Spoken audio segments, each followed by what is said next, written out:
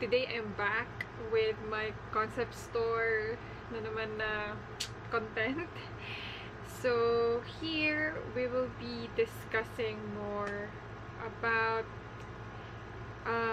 conceptualizing. So I did my conceptualizing video last week and now we'll be walking through it. So parang you'll be planning with me. Do this with me so that you will see how I'll do it based on what I have learned from the past na rin para makita nyo ano yung mga in-apply ko. And this will be your guide as you go through with your plans, as you do your conceptualization, ganon. I will be sharing my screen.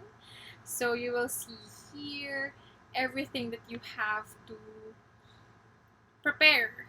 Para naman, yan, ito, naka-ano na to siya guys. Based, everything na nakasulat dito is based dun sa previous vlog ko. So parang nilagyan ko lang siya ng sample imaginary na concept store. So that you'll see what I'm trying to teach you guys. Ganun.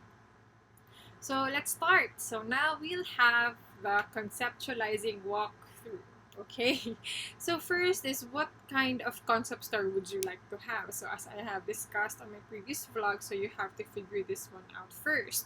So for the purpose of this walkthrough, what I'm imagining as my concept store, new concept store, it has a rustic style.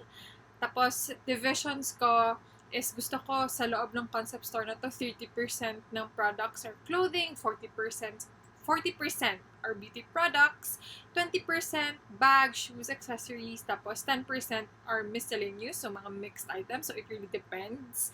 So you have to qualify that as well. So we'll discuss more on qualifying later, but yun, just for fun, let's just name the concept store as well. So let's say Ruru store. Ruru, kasi rustic. Ruru concept store. Ganun na lang. Ruru concept store. Okay. And then, next is, who are my target market? So, when it comes to target market, guys, we have to think of two target market. Kasi nga, basically, we're a middleman here, diba? So, kailangan natin i-figure out sino yung target natin as a brand partner, and we also have to figure out sino yung target natin as a consumer, because we have to make sure na yung target natin ng consumer is fitting siya dun sa target ng mga brand partners mo. For my Ruru concept store, ang target market ko is for brand partners. Gusto ko local independent brands sila. I want them na meron na silang following on social media. I want them to be active with their marketing as well, and gusto ko yung product pricing nila is above 99 pesos. Okay, so when it comes to brand partners, you have the right to qualify who you want to work with. So ang sa akin, don't be pressured, kasi syempre kapag, alam mo, once you're there, parang pressured ka, dapat mapuno ko tong concept store ko, kung hindi ako kikita. Don't think of it that way. Kasi, I understand the dilemma. Naiintindihan ko na it really is your goal na mapuno ang concept store mo. But you have to stick with your brand. So you're a brand, even though you're a concept store, you're creating your own brand as well. So maybe, let's say for example, you're a concept store and you're known na ay mga high fashion brands ang binibenta nila. So you have to stick with your brand as well. That is very important. So yeah, that is for brand partner. So you have to qualify your brand partner, okay? That is very important. And also, you have to make sure na yung brands na kinukuha mo nga pala, fit din siya sa branding mo. So let's say for example, it happens na sa amin before, meron kaming brand partner who's selling toys. So to be honest, it was just out, alam mo yun, kung titignan mo talaga, parang ang layo, di ba? Because our aim, our consumers are mostly women, students, and our store is pink, and randomly nagbebenta kami ng, alam niyo yung toys na, anong tawag nun? How to call this? Bandam? Oh my God, I'm lost. Bandam? Banday? Oh my God, Banday. Banday. I forgot what they're called, but yung mga, ano yung parang mga robot na binubuo. So, yun siya. That is one perfect example. So, it was super random. Pero, good thing, malaki naman yung kinikita ng brand partner nun because he was I think we were the only one selling that kind of toy sa buong Davao during that time.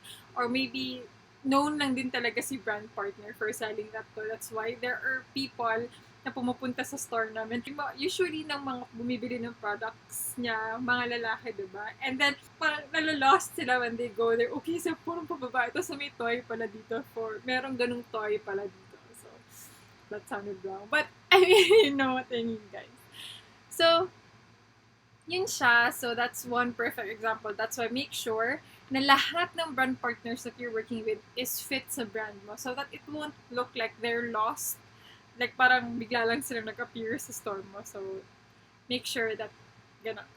Next is we have the consumer for your target market. So, we have for Ruru Concept Store, gusto ko na sa 18 to 35-year-old yung mga market ko. They have to be men and women. Gusto ko they belong to class A to C na market and gusto ko din na they're young professionals or also gusto ko na some of them are students. So, ganon. So you have to think of the consumer based on the brands that you're working with then. Kasi let's say for example, one of your brand partners binebenta nila is more on office clothing. So I think that will fit sa consumer mo naman. So, you have to qualify your brand partners as well based on the consumer that you're targeting. So, you have to remember that. Next is we have the branding and design. So, here, for Ruru Concept Store, I have chosen brown, black, white, or silver as my color scheme. And gusto ko minimalist ang store. And as you can see here on my screen, these are my inspiration. So, gusto ko ganito yung magiging itsura ng store. It's a mix of these three pictures, as you can see. So, there. So, it's woody. And as you can see, yung mga walls niya, it's just plain cemento. So, gusto ko na ganun. As I told you on my previous vlog, it's the lights that will really beautify your store. It's very important. Aesthetics is very important. That's why you have to make sure na even though mukha siyang di tapos, but you have to just tweak it. Gawin mo siyang maganda with the lights. It will benta, girl. So, ganon. So, here, as you can see, this one is, so far, out of the three pictures, this one is the most minimalist. So, it's a mixture of the three. Yun yung gusto ko mangyayari sa Ruru Concept Store. And then here, you'll see a template that I have created. So, this is very important. You have to conceptualize this one as well. Yung magiging marketing materials mo. So, for me, this is what I have came up with. So, this is a template from Canva. So, I can just tweak this one. So, ayan, gusto ko ito ang magiging laman ng social media ko. I have to stick with the colors that I have. And, ganun siya. So, this one is very important. So, for you to come up with this one, I think it's very important that you create your own mood board. So, I'll show you an example of a mood board. So, this one is a mood board. So, as you can see, ito yung gusto kong kulay. So, it's black, it's white, and it's brown. And it's a mixture of the color. Yung mga picture, it's a mixture of yung color na I have chosen. So, that's how you do it. So, you have to conceptualize that as well. Para later on, as you work on your marketing routine, you already have a template that you can work with. So, that's it for the design of your marketing material. So, ganon. Next is systems. So, you have to create your standard operating procedure. So, meaning, when you say SOP, it's like a booklet. You have to create a booklet. Lahat ng mangyayari. And then lahat, like let's say, it's kind of like a manual. So, let's say you're not available, you're sick, and you can't go sa store. So, you have to put it in writing para, let's say, yung staff mo, siya ang magko-close ng store, ano yung mga dapat niyang gawin. So, nakikita niya lahat doon. So, that should be a practice. That's why it's very important that you have a standard operating procedure with you para naman it's not chaotic. So, yeah. So for SOP, you have to include the onboarding and offboarding. So onboarding ng staff and brand partners and offboarding ng staff and brand partners. So for the staff, you have to, meron ka dapat standard operating procedures when it comes to hiring, training, for the shift, and cut off period ng payroll, and also the way of tawag nito, for checking your staff's performance. So, ganon. Eto guys, it's very important that you take good care of your staff because they are the one running your store, and if hindi mo sila naaalagaan, they won't last with you. So that's why it's very important. Retention is very important for both staff and brand partners. That's why make sure na everything that you do, how you handle them, I don't mean na maging soft ka with your staff. What I mean is you have to be firm, but you have to be understanding as well. So that's it for the staff. And as for the brand partners, you have to check as I said earlier, you have to check their brand, if their brand is fit sa branding mo sa concept store mo. Also, you have to check if the products that they're selling is fit sa concept store mo, as I said earlier with my example sa yung toy, and with our store before, it doesn't fit at all, but it worked. But yun nga, lesson learned, it would be better if you stick to your brand talaga. Focus on your niche. Yun. So next is registration for your brand partner. So once na nag-decide sila na, okay, I'll work with you, so you have to register them, you have to like ask them to sign the contract. And I noticed kasi before during Sirsha, there are some brand partners who can provide post-dated checks, but there are others na they don't really have a check to provide.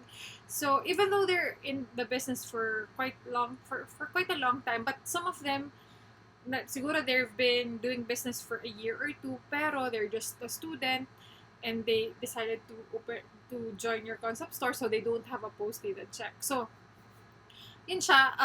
For me, ideally, I would prefer na they use post-dated checks. But there are also brand partners who choose na, okay, I'll just pay for the entire year para hindi ko naiisipin kung ano yung mga babayaran ko. So there are also brand partners who work that way. If you think madidisiplina mo sila or makukulit mo sila when it comes to, day of the month na kailangan na nila magbayad, yun kasi yung nakakapagod minsan because you're like a loan shark.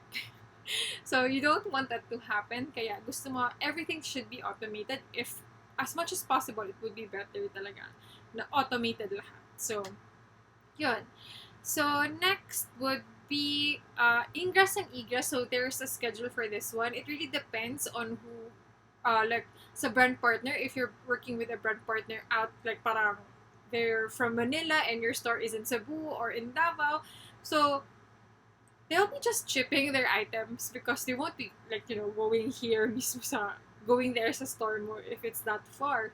So, just for the brand partners siguro na they're also living in the same city, you need a schedule for Ingress and Egress kasi dapat hindi siya babangga during store operations, especially if it's busy, because they'll be dividing the attention of your staff dun sa nag-i-egress or nag-i-ingress tsaka yung mga may bumibili. So, that's why there has to be a schedule for Ingress and Egress. And then next is yung operation. So you have to plan out in advance your marketing activities. So for me, for Ruru Concept Store, gusto ko ang marketing activities ko is every 15th or every 31st, since it's payroll for most of the people here in the Philippines, gusto ko magkaroon ng sale. And for marketing activities, dapat siguro we have to ask our brand partners if they are offering sales sa mga products nila. So ganon, we have to be active on this one as well. That's why it has to be on the calendar. So later on, guys, I'll be teaching you a tutorial. I'll be creating a tutorial about handling your calendar.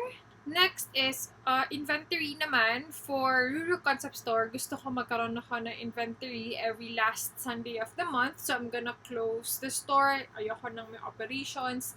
So, ganon. So, for hiring and training, gusto ko I'll be hiring experienced sales ladies. Gusto ko na They'll be trained for a week or for 2 weeks and check if they're doing well with their task.